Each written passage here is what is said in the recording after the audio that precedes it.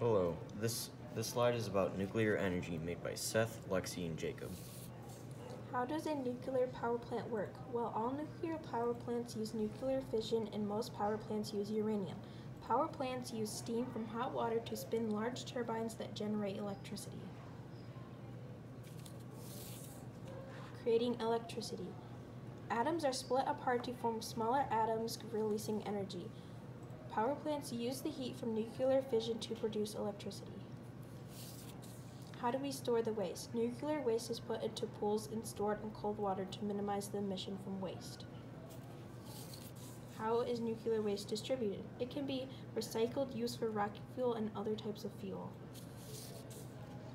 Nuclear energy is being used in 31 countries at the moment. It is being used in the US, of course. It's mostly being used by commercial companies, and it's not in many places due to the dangers of it.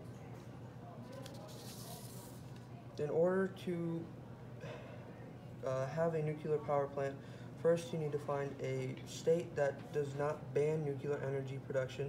Locations depend on if a good water source, like a river or lake, are close.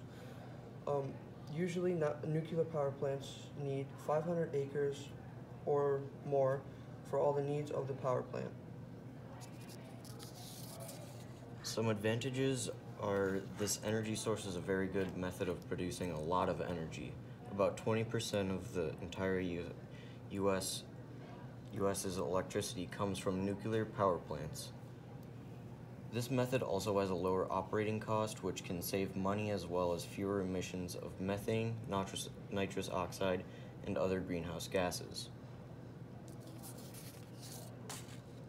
Disadvantages. Some disadvantages are that due to radiation, there are higher chances of cancers and other diseases for people living near the power plants.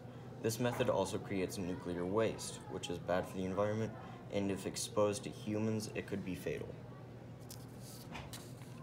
The end.